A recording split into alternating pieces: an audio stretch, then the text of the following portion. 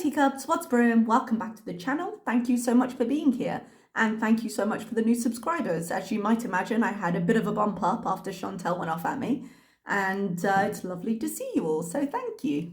We do have a live stream to catch up on today, but we also have a couple of things around it. So since my last post, Chantal went a little bit quiet. We did have like a couples vlog. I've literally given up watching them. They're so terrible. They're just cringy. They're just cringy, not my cup of tea. You may love them, I don't love them.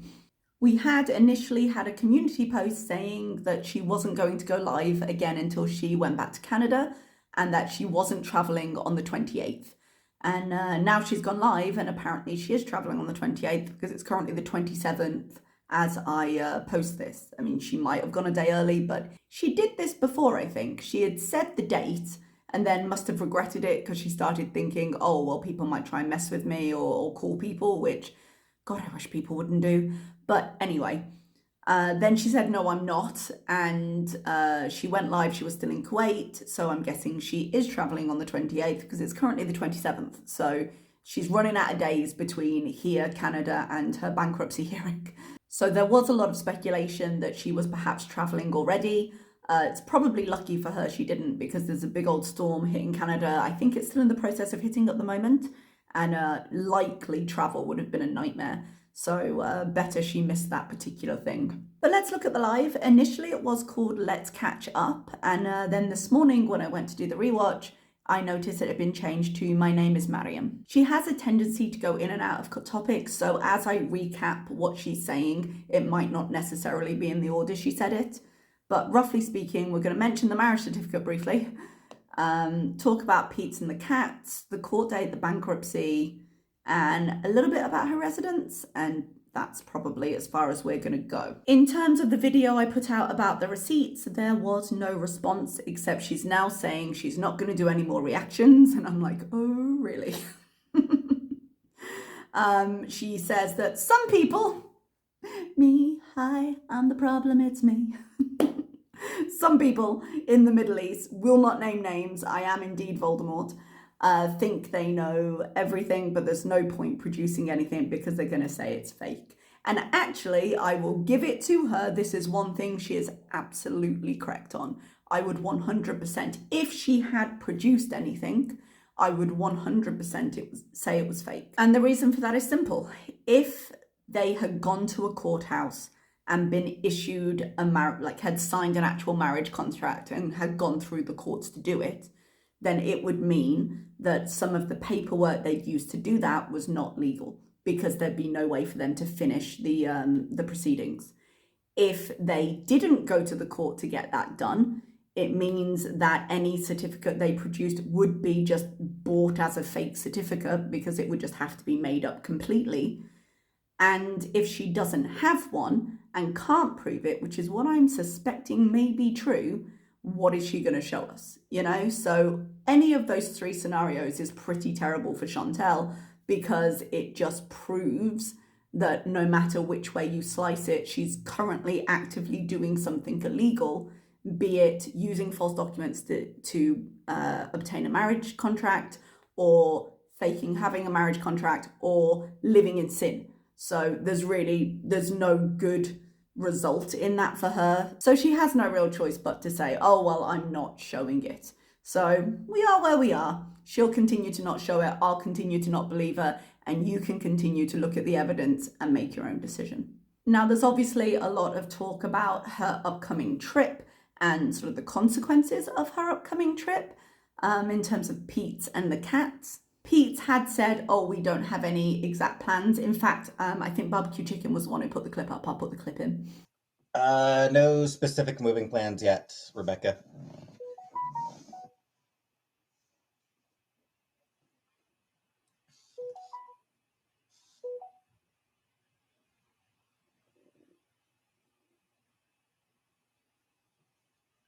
Well, apparently we do have specific moving plans. Hey, Killface. So he found out on live that actually, no, there are set plans, and he gonna be moving out. Foodie mentioned she was probably going to be staying with family or whatever. It seems very nailed down, because she can't stay with Pete. as a married Muslim woman. It just isn't allowed. So she's going to have to figure out another situation. She said her stepmom and somebody, was it her aunt, uncle, somebody, stepdad? I can't remember who, is coming to pick her up at the airport. And I know when her family kind of did that intervention with her, with the cocaine, they took her to her uncle's house cabin thing. Maybe that's where she's planning on staying, but she would have to go back and get like her car from the apartment and stuff like that. So I don't know what's happening there, but I'm sure we'll see soon enough. She said she's not going to give details. I'm guessing it's not finalized. When it comes to the timeline, Foodie said that it's probably within the next month. I'm guessing she thinks she's going to get all this sorted while she's in Canada.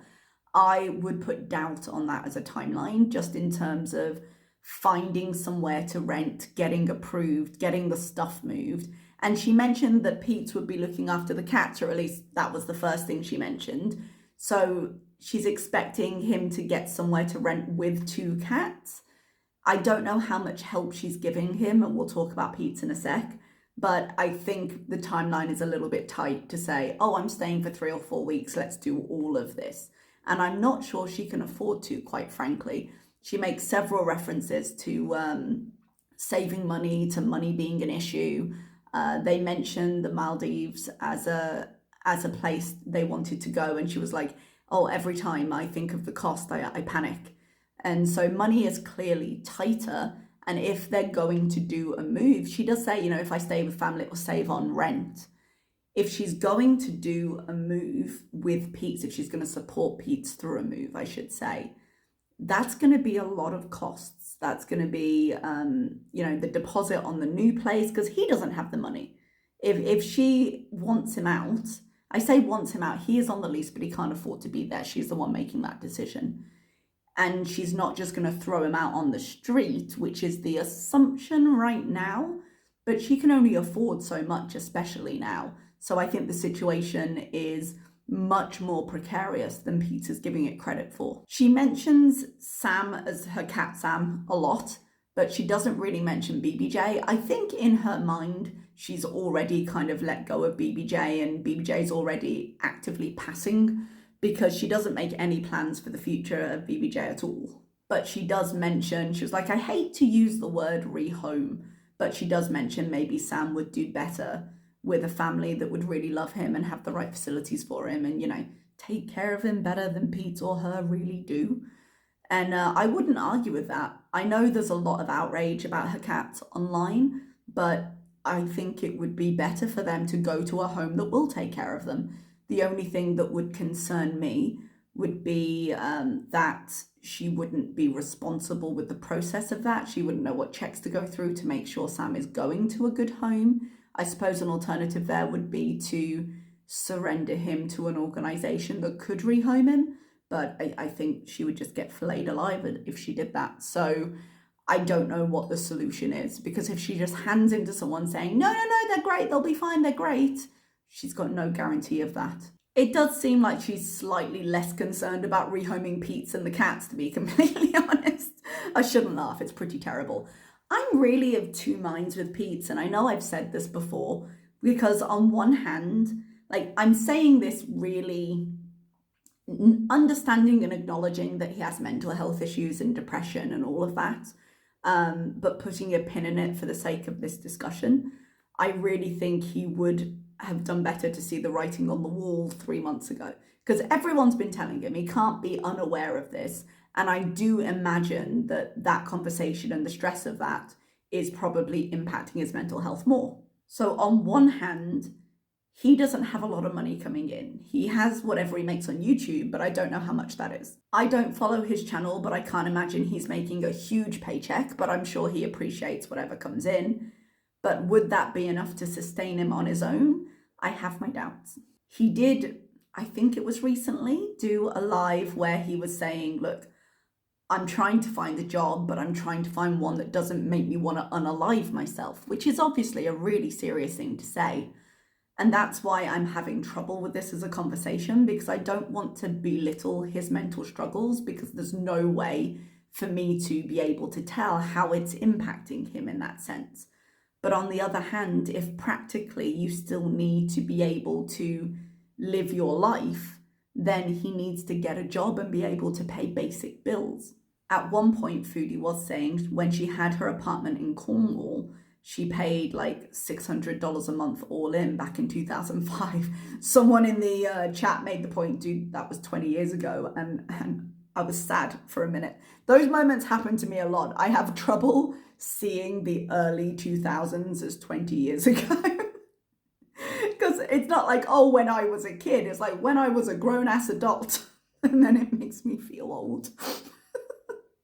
But she said now a one-bedroom runs at like 1,400. And I know that Canada has got a very difficult rental market right now, but do you remember not that long ago when she was looking for places that they were going to live and she was like, oh, we're going to have matching bachelor's studios in Montreal for 1,000 a month or 900 a month or something like that. And I was like, where are they now? You could put Pete in one of them.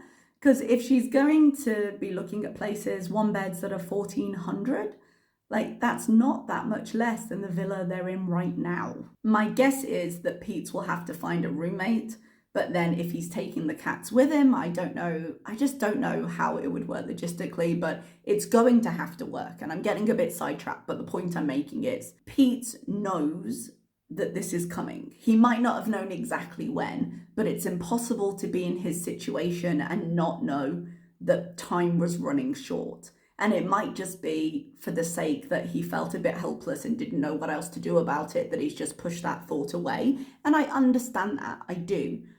But when he's talking about getting the right job, I think he should be more focused on getting the job right now and then figuring out the right job when he's got a paycheck coming in. Because there's nothing to say he can't apply for other jobs, but he just needs something now. He doesn't seem to be applying for very many places at the moment. Again, I don't watch him, so maybe I'm just missing it. He has had a job interview before, but if he's only applied to 2 or 3 places, he's not going to get very many bites there. Because I know he doesn't want to do like fast food and customer service, and I don't think he's particularly well suited to it. But I know his job, he was on work from home for a while, and I know it was something to do with, was it the post office? It was customer service based, I believe.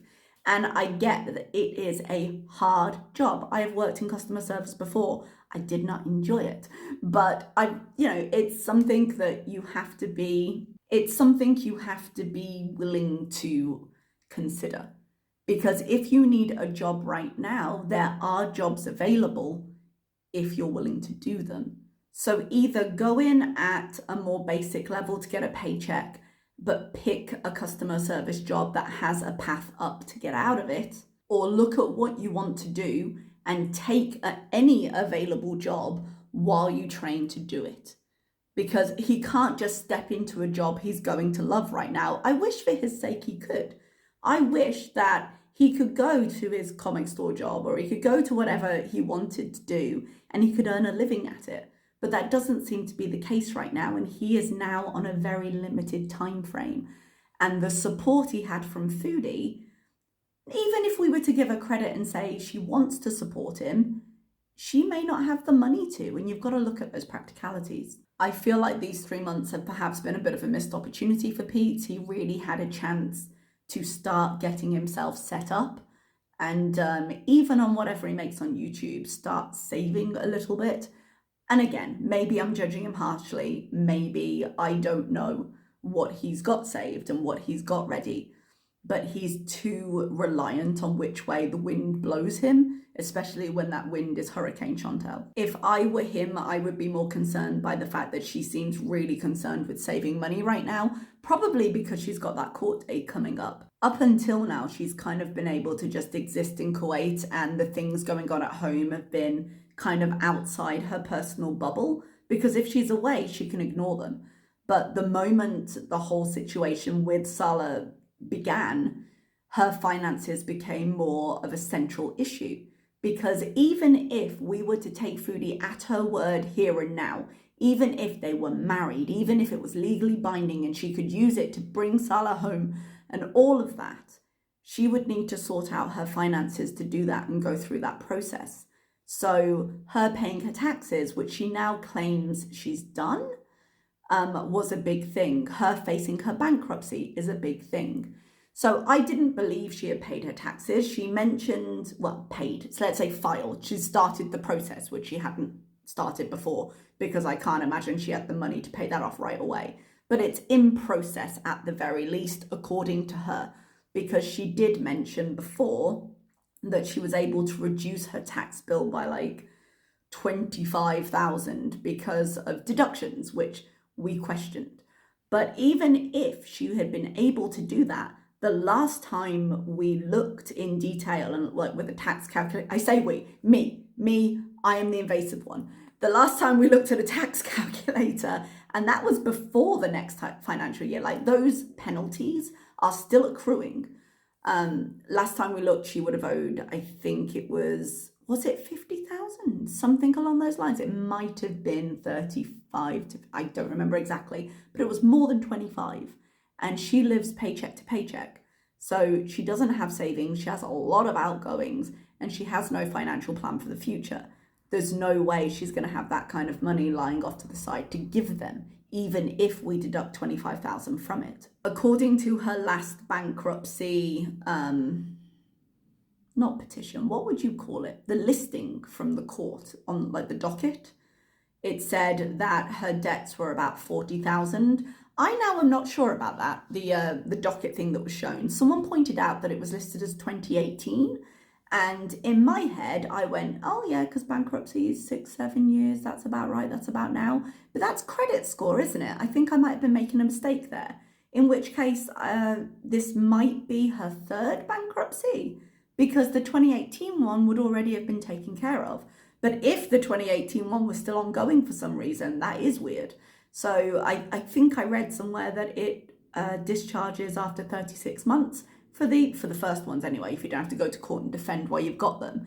If this is her third bankruptcy that's currently being sorted, then it would make more sense her going to court, because on the third one, you have to automatically to explain yourself a little bit. I'm going to have to look further into it. I don't have receipts for stuff just yet. Sorry about that. But if it becomes a bigger conversation, which I'm interested in having, I'll take a closer look. But I can't imagine the bankruptcy proceeding is going to go well, because she has earned, she mentions, she's like, oh, I only earned a lot of money for like a few months, which I can believe. She definitely peaked at some point with the Nada drama. But the fact is she did make it. And when you're making, even temporarily, 20 grand a month, and you've got, let's say, 40,000 in liabilities, and you've got a bankruptcy ongoing, there's going to be some pretty big questions as to where that money's gone and why you haven't paid stuff. And I don't know what possible defense she could have to court for that.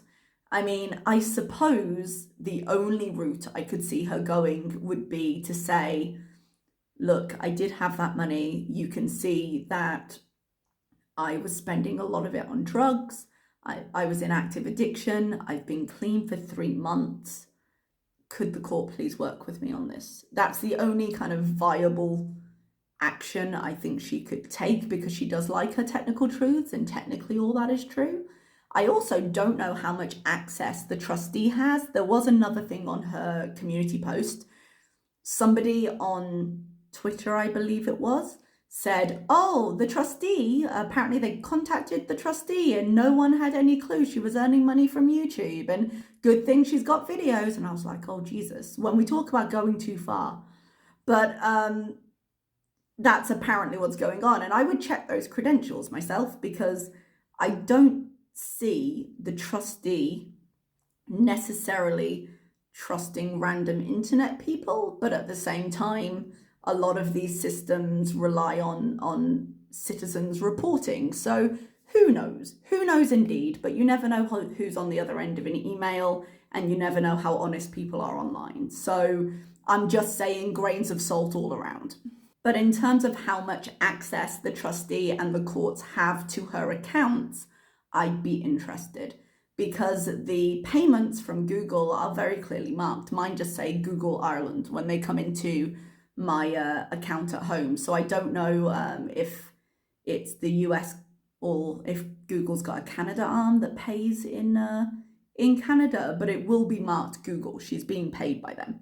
And there will be evidence that she's got a regular paycheck coming in because it comes in 21st, 22nd for her every month. Now, at some point, someone did ask if they garnish the wages, and she laughed and she went, no. But I wonder if they have that power. I would imagine, like the CRA, because she has filed her taxes now, if we believe her, but she didn't for a very long time, and she admitted to it even right before she left. She admitted to that. So how convinced are the courts going to be when she rocks up and she's only just filed taxes? Because the only thing that would make me believe that is the fact that she's having to go to court. She's as motivated as she physically can be to fix her financials right now, because she's going to face a judge, and usually she doesn't have to face people in person, or even if it's over Zoom. I know it can be over Zoom. But she's going to have to face answering for her choices. And as I say, if she wants to bring Salah over at any point, then she would need to clean up her financial messes. So she has the motivation to do this if she chooses to act on it. But I do wonder if they have, I'm assuming, levels of response they can go for, and she's been bankrupt once or twice before, depending on which bankruptcy she's on, and she's been late with her taxes, if the courts would be compelled to put stronger measures in place in terms of going in and taking the money. I was having a conversation on Twitter earlier about if she would declare all of her accounts. Somebody mentioned that she had opened up a new bank account or something late last year, and I'd forgotten that she had, to be completely honest. I was assuming that it was something like, you know, when you pop in to find your credit score, and you put in your information and it brings up all the accounts in your name so you can see like your overall financial picture. I was assuming something like that would be in place, but maybe I'm wrong. I don't know. I suppose it would be possible to hide YouTube earnings until you got audited. Like, everything's legal until you get caught, right? So if you got audited, they would see you had income and you'd be in trouble. But other than that, if she's not being paid through a traditional Canadian employer, she could hide it for a time, certainly. But could she hide it while being in like an active bankruptcy case? I don't know, because she does have that trustee that she has to answer to. So I'm interested. I'm very interested in finding out where this goes, and there's lots of questions there, and we will see what information comes out, and I'll maybe do a bit more research about it. Moving on, she says the villa is dirty, she's got to do groceries, she can't order out all the time, she needs to save money, and again, the whole financial conversation, and that she'll cook. It sounded like she meant from the villa though, and I was like, no, you just said you weren't going to live there, but maybe she just means from wherever she's staying.